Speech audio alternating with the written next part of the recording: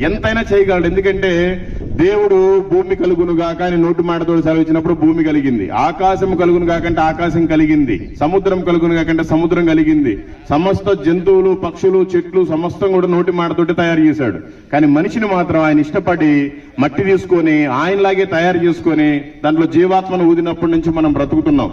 కానీ మనిషి ఏమో ఈ రోజున నిజమైన దేవుణ్ణి మర్చిపోయి మనం మనకిష్టం వచ్చిన రూపాలను చేసుకుంటూ ఏదో సిమెంట్ తోటో, మట్టి తోటో, లేదా బంగారం తోటో, ఇనుము తోటో, వెండి తోటో ఏదో మనకి ఇష్టం వచ్చిన ఒక వస్తువుని తీసుకుని దాన్నే ఒక బొమ్మను తయారు చేసి మనమే ఒక పేరు పెట్టి మనమే అన్ని పండగలన్నీ చేస్తూ ఉంటాం.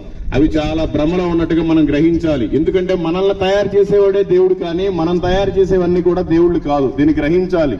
ఈ లోకంలో ఏంటంటే మనం పెళ్లి చేసుకుంటున్నాము, పిల్లల్ని కంటున్నాము, ఆస్తులు సంపాదించుకుంటున్నాము. ఇదిగో ఇక్కడ కూడా ఈ స్థలాలు మాకేదో ఇస్తారు, సిపిఎం వాళ్ళు ఇచ్చారని ఇక్కడికి వచ్చారు. కానీ మనం ఒక రోజు అన్ని వదిలిపెట్టేసి వెళ్ళిపోవాలి.